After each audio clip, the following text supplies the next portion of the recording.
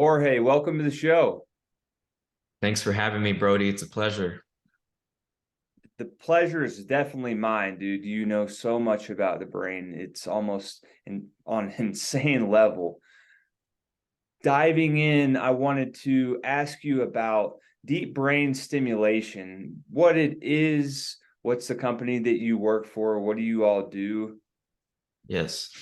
So, deep brain stimulation is, in a simple term, a pacemaker for the brain. So we all are aware of what heart pacemakers are, right? You have a problem with your heart beating, and one of the treatments for that issue is to get an electrode inside the heart to stimulate one of the chambers of the heart to synchronize the heartbeat and to help with its functioning.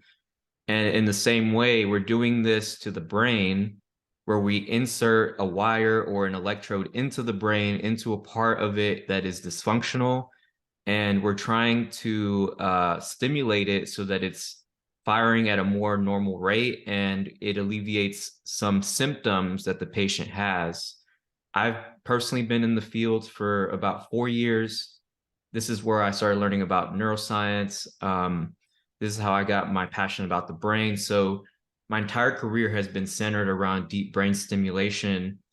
And typically, what we do is we will implant a patient that has some movement disorder like Parkinson's disease, essential tremor, and dystonia. And so these are movement disorders that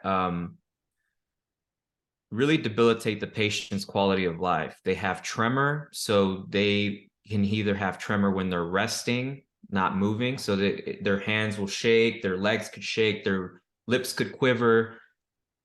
They could have tremor when they move. They could have rigidity, so they're unable to move fluently. And they could also have what's called bradykinesia, or slowness of movement. They could have gait issues. Point is that there's a huge plethora of symptoms that these patients have to deal with on a day-to-day basis. They try all the medications, and after a certain point, these medications stop becoming effective. And the next logical step would be to get deep brain stimulation, where they go through a surgery. We essentially on images like an MRI, we look at the brain structures that we're trying to target, we create a plan, and then we translate that plan into real life and actually go in. We record brain activity as we go inside the brain and make sure that we're hitting all the right spots we're expecting. And once we get that confirmation, we just implant permanent leads and turn on the stimulator to see if the patient gets benefit. And usually we're able to see benefit within the first couple of seconds of turning on the stimulation. So you can imagine, how incredible it is to see a patient tremor really violently, and then you just see it suppress with the stimulation turned on. It's a mind-boggling surgery because despite how many people we've treated, the science still has not caught up to understanding why it works.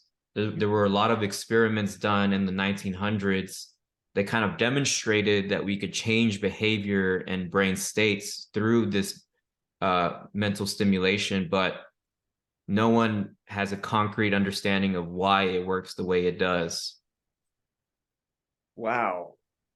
Are we talking about areas of the limbic system, as in very deep, or like even deeper to the brain stem, or? We target the midbrain, we target the thalamus, we target the basal ganglia. Depending on if it's a psychiatric disorder, you could target the limbic system and the reward pathways. So it really depends on the application of DBS, but you are going deep into the brain. Like, we're not putting electrodes or wires on the outside of your head or even on top of the brain. We're going inside the brain. That makes sense. When it comes to deep DBS, is it influential with people with epilepsy as well? Yes, it is, especially if they have generalized epilepsy. not focal seizures or anything like that. Okay, They will also target the thalamus for that. interesting. Does your company work with BCI, which for people that may not know is computer interface technology? Are you guys involved with that at all at this early stage? Yeah, so I realized you did ask this question initially. I just completely skipped it. I'm sorry, but the company that I work for is called Alpha Omega, and we are a microelectrode recording company. So what does that mean? It means that we stick these very fine wires into the brains of animals and humans to advance either clinical research, to implant DBS patients, or to study animals in the lab.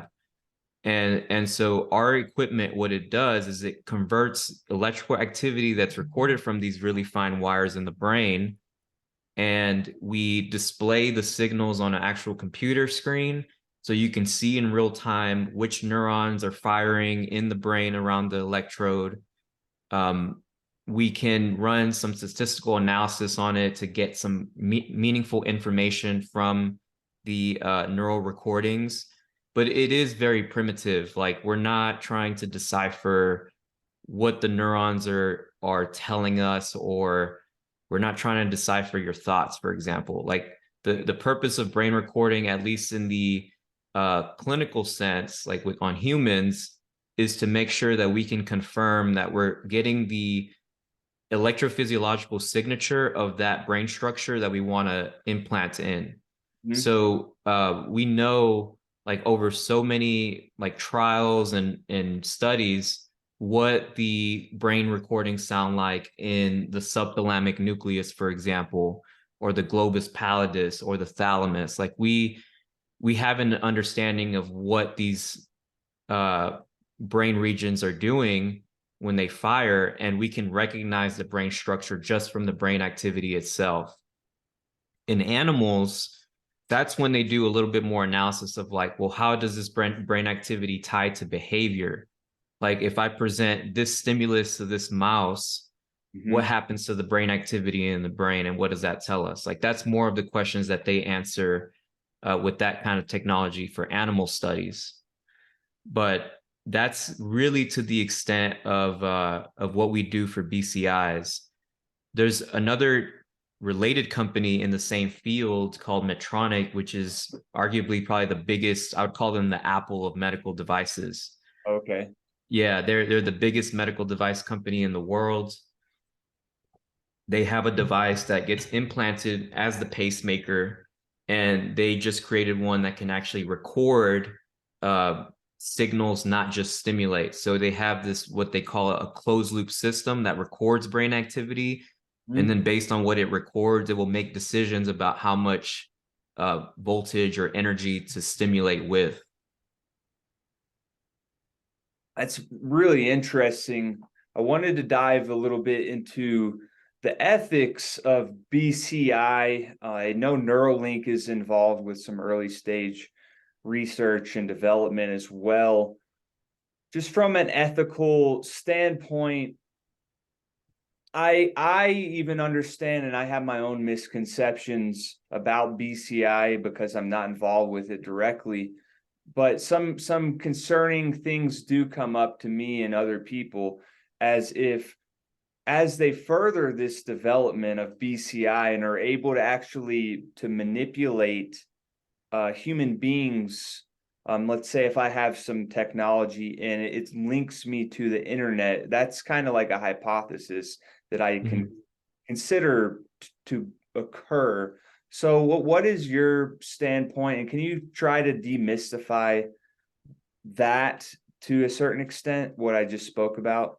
Yeah, so currently BCIs are strictly limited to clinical applications. Like, there's no company that I'm aware of that's doing anything meaningful with patient brain information that could potentially manipulate them. And even in the stages that we are right now in the BCI technology, it's very primitive. So we're not picking up on any like personal or detailed information about what that person's thinking of.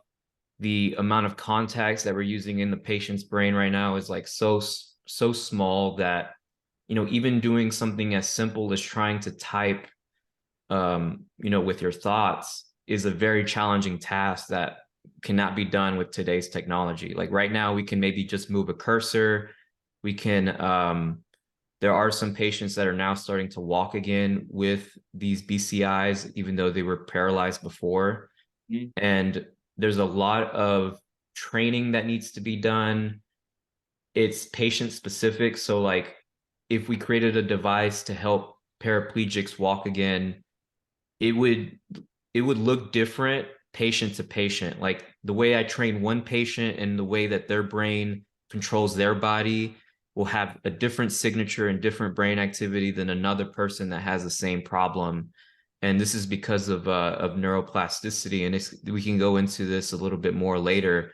Sure. But that's really what throws the wrench in all of this, is that every person has a unique brain, their own experiences, their own wiring. And as a result, like these BCIs cannot be vastly distributed and used to manipulate people. So in a way, you can think of it as like our brain is so complex, so intricate, and so unique to each and every one of us that in a way is our encryption mechanism. Right. Yeah. That helps a little bit. It helps demystify.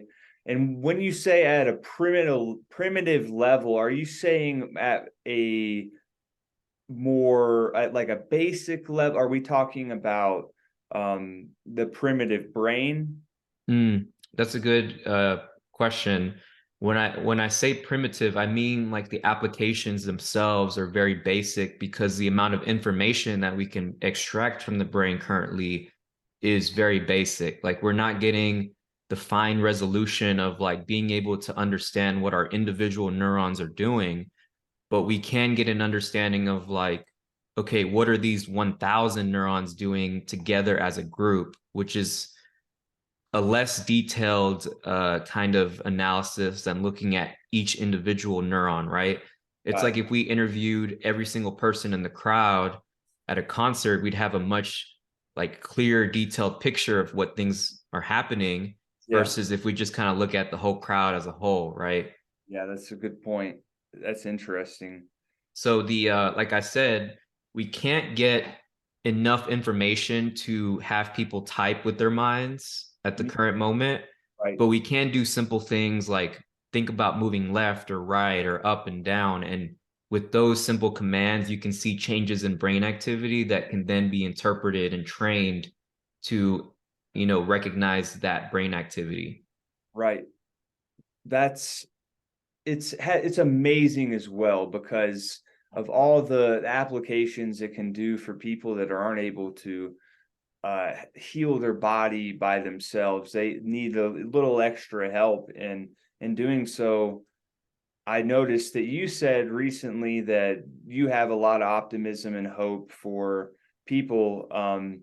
Can you elaborate upon that, like of some of the things that you might have seen, Mhm. circles in what you've done? Yeah, so when I talked about DBS initially, I said that we currently implant patients that have movement disorders like Parkinson's, essential tremor, and dystonia.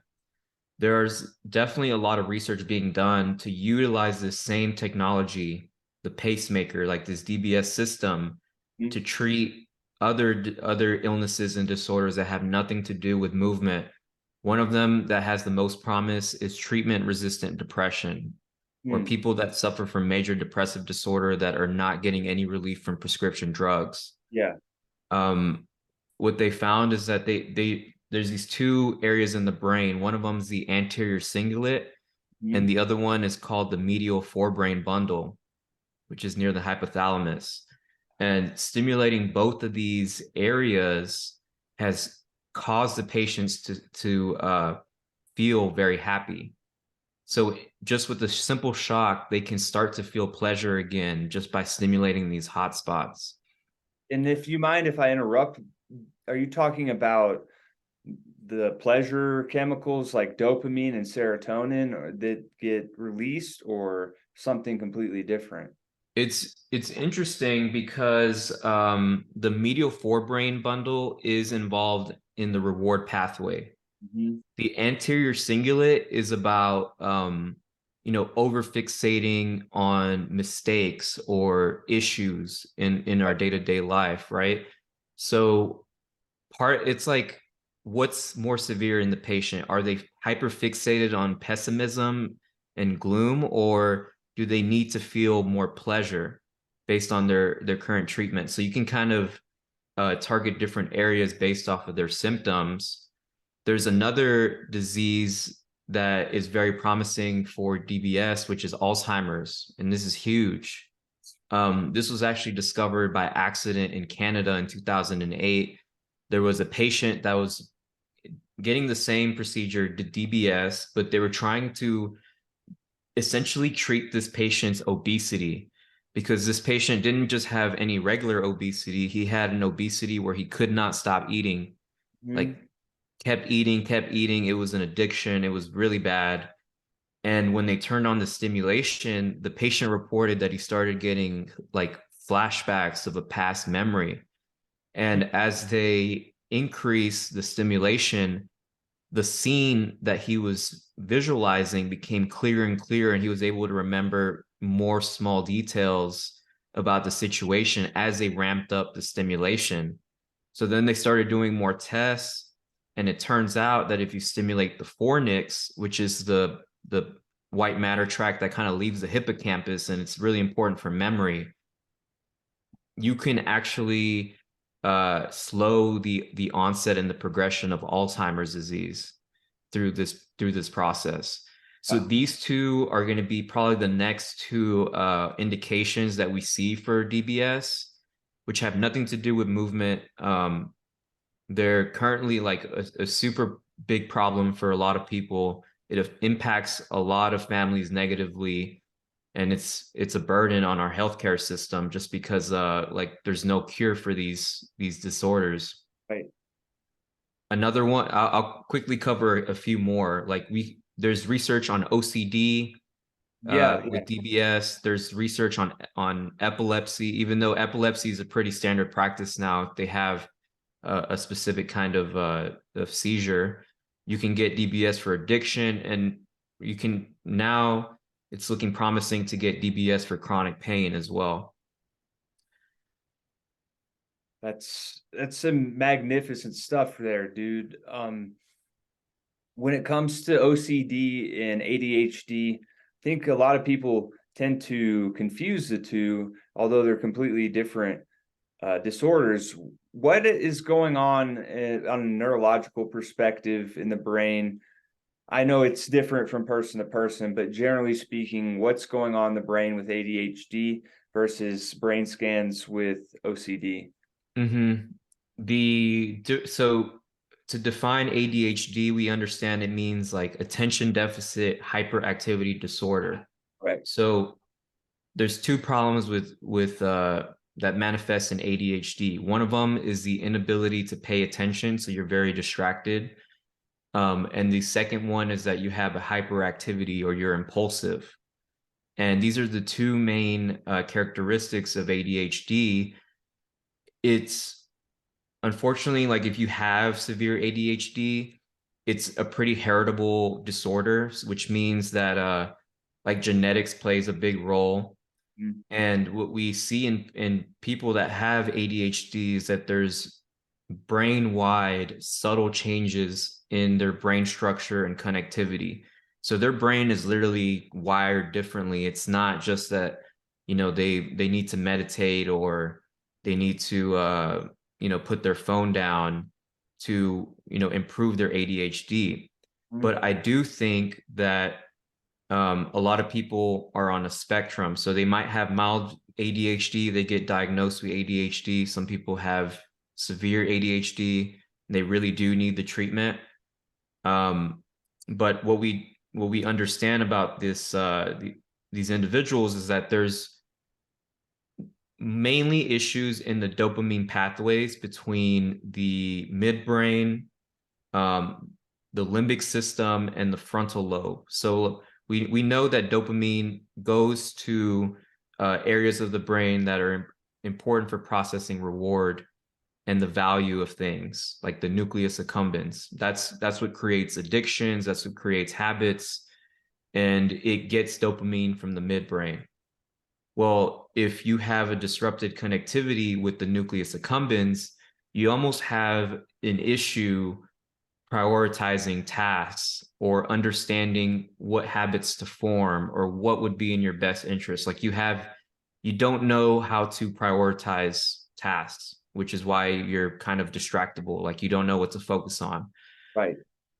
The second thing is dopamine connectivity to the frontal lobe. And we know that the prefrontal cortex is important for planning, decision making, and organization and categorizing things. Because there's a disruption in the dopamine signaling to that area, you're unable to plan effectively, again, prioritize tasks. You don't know what to focus on. So it's not as simple as saying like, okay, well, if we can give this person more dopamine, or if we can stimulate their dopamine more, they'll improve. It's not that simple. But that does seem to be what the main issue with ADHD is. Now, OCD is it's not like what people think, where you're very particular about how you want your things organized or tidied up and stuff. Although that is, it can manifest in that way. I think most people that have OCD have these compulsive, so it's almost like they need to carry out specific rituals depending on some cue. So an example that's really easy to understand is like every time someone leaves their house, even though they know that they're locking the door every single time, they will feel the compulsion to check the lock every time they get back into the car. Right. Yeah. So they'll go back and forth between the door and the car like 6 or 7 times because their brain just kind of blanks out during that moment, and then they get the compulsion again to carry out that ritual. Now, when we talk about those that get DBS, people that have OCD, this is the severe OCD. There was one patient in Houston that I remember their story. They had to get DBS because every time their legs touched water, they had the compulsion of wanting to cut their legs off. Yeah. Like that was their compulsion. Like they had no, they didn't choose it. Their mind was just like, wow, this is disgusting. My legs are wet. These are not mine anymore. I need to get rid of them. Like, it was really bad. So it is not necessarily a disorder about being overly tidy and clean. It's really like a lack of control when it comes to specific circumstances, and the only way to move forward is to carry out this ritual no matter how stupid, silly, or nonsensical it is. Yeah. And so the problems that arise in their brains have more to do with the loop between the frontal lobe and the basal ganglia. So the basal ganglia carries out the habits, which is the ritual. Right. And then the frontal lobe decides what to execute or what's important. So if the frontal lobe feels this compulsion, it's going to signal to the basal ganglia to do this habit, and then it sort of gets stuck in this loop of repetitive behavior. It's really unfortunate, because like I said, like these disorders, it's not just a matter of having a trait or like some traits. It's really like chronic global changes in the brain structure and connectivity that manifests as these behaviors. I can relate because I don't know if this was basic or complex OCD, but it used to be in my life that I would obsess about things to such a degree that it almost felt like I was on a treadmill. It was just the same loop, same thought. I couldn't get out of that thought loop. So I'm not sure if that is a form of OCD, or I just know that it was so severe that I would just get fixated on negative thoughts mostly, that I couldn't break that loop, and it didn't matter what I was doing at that time. Yeah, so the like getting stuck in loops is similar, because usually what happens is that there's some cue, there's some circumstance that will trigger the spiral, right? Mhm. Um, Most people are able to break out of the spiral. Some people spend more time in the spiral, but it's similar for patients that have OCD. They kind of get sucked into the spiral and they get stuck into it until their disorder or their brain determines that that's enough. You know, you've done the ritual, we're satisfied, you can continue with your life. That's really the difference though, is like the brain releases the individual as opposed as the individual releasing the brain, if that makes sense. Yeah, it does. What are some common misconceptions about the most the general public has? And I've been guilty of these in the past, like talking about even the thing behind me, the left brain, right brain. Obviously, the brain is much more complex than a left brain, right brain manifestation. But it'd be cool to talk about just some common misconceptions and how we can break those. Mm-hmm. Yeah. So talking about the brain in simple terms really helps because the brain is extremely complex. Like if you wanted to be exact about every little thing, we would never be able to say anything about the brain. Yeah. So it is important to simplify a little bit, but some of the most common misconceptions that people have, and I'll start with the one of the most popular ones, is that we use only 10% of our brain. Yeah. And people have the right idea. They're like, oh, I want to tap into more brain power. Right. Like, yeah, that's a great intention, and we should strive to tap into more brain power. But brain power really is neuroplasticity. Like that's the superpower. And the reason why I say neuroplasticity is a superpower is because it's what allows our brain to dynamically change throughout life, and ultimately what allows us to change as human beings. It's how we mature, it's how we learn, it's how we grow. And so neuroplasticity, it then is the metric of human potential, right? Like if we have the ability to rewire our brain, that means that we have innate potential to tap into. So we shouldn't be focusing on how much of our brain do we use, because we use 100% of our brain, not just all at once. We'll use parts of our brain here and there depending on what we're doing. And if we really did tap into 100% of our brain all at once, we'd have a seizure and possibly death. So Yeah. we don't want that, You don't want right? that, no. So what we should focus on then is using our mind intentionally and using it as much as possible in unconventional, new, or challenging ways, because that's what triggers neuroplasticity, and that's what triggers change, and that's what allows us to perform better or do better or be better. Well, that's interesting. If I don't mind me stepping in, maybe the misconception came from the idea of using the power of our mind or our consciousness instead of the brain. And then they considered the mind and the brain. There's a distinction there, at least the way that I see things, that the Mm-hmm. mind is beyond our consciousness, and that's like a metaphysical topic versus a very more physical topic, the brain. Yeah. Yeah, I agree with that. When it comes to like tapping into more of our mind, having more control over that, ultimately what that means is having a greater control of our nervous system. Because if we can direct our nervous system intentionally, then you can pretty much get it to do whatever you want. And this is easier said than done. Obviously, like, for thousands of years, we've been trying to hone in and understand how to master our nervous system. Every since all the major religious books that have been released, the Quran, the Bible, the Torah, these essentially are all reflections on pain, suffering, joy, emotions, things that are all arise from our nervous system. Mm. So it's not simple to master your mind, but it definitely can be done. Like there are practices, there are skills you can develop, thanks to neuroplasticity. that allows us to be the drivers of our own vehicle, which is our body, Yep. instead of being in the passenger seat and living on autopilot. Sure, dude.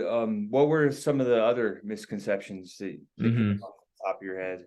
Yeah, one of the things that I want to kind of expand on about neuroplasticity is we always hear that it's all about repetition. And ultimately, if you repeat something enough, you will rewire your brain. Yeah. But you can actually shorten the amount of repetitions you need by focusing on your actual health, like your brain health. There's certain things that improve the amount of neuroplasticity in your brain and the amount of potential, quote unquote, that we can tap into. If you want to have good neuroplasticity, you need consistent mental stimulation. So things that keep you engaged. You need hobbies or some sort of intellectual pursuit. You need to have social interaction. You need to be able to manage your stress levels and have good emotional health. You need to do physical exercise, have proper nutrition, proper sleep. These things are going to kind of build together to have like a net positive effect on your brain. So it functions sharper and you're able to rewire faster. If you live the opposite of that, you will actually induce negative neuroplasticity or reduced capacity to grow and learn. And this comes from non-stimulating activities, so things that require no mental input, like watching TV, um, social isolation, poor emotional health, having a sedentary lifestyle, inadequate nutrition, inadequate sleep, substance abuse. These will all reduce your capacity to grow. And it will take you longer to change as a person as a result of a poorer lifestyle. Yeah. That's tough, man. What when it comes to the brain and the heart, there's often talk about a master gland. Which is the master gland? Because our heart sends more signals to our brain than our brain does to our heart through the vagus nerve. And it's just interesting discussion just for fun. What do you feel is like the master driver to our actions and decisions and emotions? Is it our heart or is it our brain? Yeah, this is a very fascinating question because there's no right answer. What I believe is that our consciousness, while it is mainly fabricated in the brain, is nothing without the connection, the bidirectional connections it creates with our organs and the rest of our body. So at every level, whether it's, at the tips of our fingers, on our heart, in our gut, there is a level of intelligence that is processing information at those levels and sending signals to the brain. And like this is a really key point to understand. Like, we're not just manifesting knowledge at the level of our mind. We are creating knowledge at a subconscious level, at a cellular level. You could even argue at a quantum level, there's information there too. Right.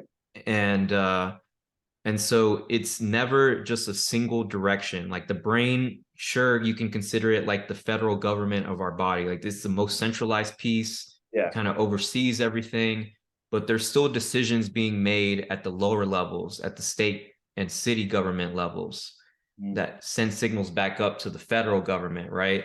Right. So that's how I like to think about it. Is like it's a collaboration where there's different responsibilities kind of delegated to different parts of the body, but the brain needs, like, it relies on these lower level areas like the heart and the gut and the kidneys and everything to inform it about what's going on internally, and it will make decisions based off of that. So for example, if you're sitting and all of a sudden your heart starts racing for no reason, you will get anxiety even though there's nothing to be anxious about. Now, it works the other way too, where you can catch yourself and you're like, why is my heart beating so fast? I'm just sitting here. There's nothing to be afraid of. Your heart rate will slow down. So that just goes to show that there's like a reciprocal relationship between the brain and the body, and you can't separate them. It's true. And this is a little esoteric and there's not as much scientific information upon this, but I believe that just as our brain has a map of our body, I believe our body, in a similar way, how the brain has the homunculus and regions are mapped out, that our body has a similar thing to our brain, a connection. For example, like with acupressure or acupuncture, like if you stimulate a certain area of the pinky, for example, and you hold it for a certain amount of time, it stimulates certain areas of the brain. So it's just interesting at this point, more philosophy, more from a philosophy standpoint. Can you describe that a little bit? Yeah. Your thoughts? I mean, I'm a believer that like people are aware of things that are very subtle. And throughout time, people have always written things like follow your heart, or like your heart knows the answer, Right. or follow your gut. It's intuitive. And I'm a big believer that a lot of those understandings are just now coming to light, especially about meditation and spirituality. Like there's research that's starting to back up how we perceive the world and how we feel connected to a greater purpose can directly impact our brain health and our overall mental health. So I'm pretty confident that eventually we will figure out how the heart influences the brain, and it's going to be in one of those ways that people have known all along, that it sort of functions as this emotional center of or a guide that kind of gives people an intuitive sense of what to do. Mm-hmm.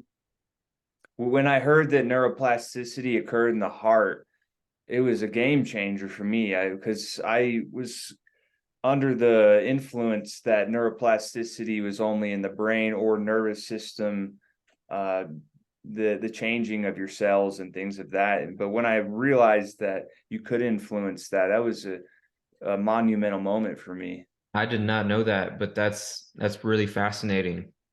The certain ganglia, there's ganglia cells in the heart, and Yeah. certain this more specific area that can be manipulated through thoughts and emotions and things of that nature, which fascinated me personally. I would love to see that, like that paper, and Okay. read up on it myself, because that sounds really fascinating. Very much so, dude. What motivates you at a very deep level? hmm I think I'm in this DBS space, but ultimately what I want to do is I want to open up a gym for brain health, like a physical fitness gym, but instead of marketing it as getting, this perfect physique and sculpting your body to be ripped, I want to focus on people's mental health, because there's a ton of research that supports different types of exercise, um, for different kinds of skills, improvements in their well-being. So we know, for example, across like 250 interventions. Oh no, it was a study. They looked at over 1,000 clinical trials. It was like 130,000 participants, and they were essentially trying to determine which therapy resulted in the biggest alleviation of depressive symptoms, and they found that exercise was the top one, like more than antidepressants, more than like some of the other treatments that a depressed patient would undergo. So we know for depression it's effective. We know that breathing exercises or slower forms of movement like yoga can help with anxiety. We know that you can train focus through exercise. I know that you do this through your brain games, which I personally love. So this would be an extension of that. So we can target different areas of the brain through physical exercise. And by doing this, you improve that person's brain health. And as you improve a person's brain health, you find that their mental health will naturally improve as a byproduct. That's my big why. And it stems from, growing up with a father that had major depressive disorder, and bipolar disorder. So he didn't have just one, he had two. Yeah. And since they're opposites of each other, treating one would make the other worse and vice versa. So, and I remember growing up, like, just thinking that I never wanted to be like that. I never wanted to put that burden on my family. I never wanted my kids to experience, a father that was struggling emotionally to make good decisions and to do the right thing because he had his own internal battles. So I am a big proponent of mental health for that reason. I always try to practice what I preach. So I try to get my sleep. I try to get good nutrition. I try to meditate and exercise on a consistent basis. And I want to advocate for others too. That's cool, man. I didn't know that so much about your father, and it's interesting. The last kind of question I had was more of concentration. Can concentration be a skill that we can train? Yeah, absolutely. It's focus relies on a lot of circuitry from the frontal lobe, like we were talking about ADHD. The frontal lobe is all about planning, executing, strategizing, organizing. This all requires attention. And I find that meditation is a great way to practice concentration. Or you could do something as simple as staring at a speck on the wall and trying to just keep your eyes there. But what we know is that where we look at tends to draw our attention. Like when we are interested in something, we will look at it. And on a subconscious level, where our eyes go determines what our brain contents are. So if we can keep our gaze fixed on a specific point, or if we can keep our train of thoughts on a specific line of thinking or not thinking, then we will flex that frontal lobe muscle into concentrating for longer. The only limits to this is that we do have ultradian rhythms. So we there's such thing as a circadian rhythm, which is a 24-hour biological rhythm. We wake up, we sleep, we do specific things like around the same times of the day. That's a 24-hour cycle. For ultradian rhythms, they're 90 minutes for attention. Hmm. So there's a period of, yeah. So when you wake up, there's about a 30-minute period where you're kind of waking up, your cortisol's increasing, you're getting more alert and awake. After about 45 minutes to an hour, you're pretty much like in the zone. Like you're aware of what's going on today. You probably have a plan going on in your mind about what to do. That's probably about the start of your first ultradian cycle. Your dopamine is fresh, like your mind is fresh. You should be doing the hardest thing in the morning because that's when you have the most cognitive functioning, the most reserve of neurotransmitters, and the motivation to do it just from waking up. That's where eating the worm comes from. Exactly. And Yeah. so after that 90 minutes, you're thinking, you're strategizing, there's a buildup of byproducts. Thinking takes energy. So there's a lot of glutamate that your frontal lobe secretes. That glutamate becomes toxic over time, and your brain needs to actually recover from it.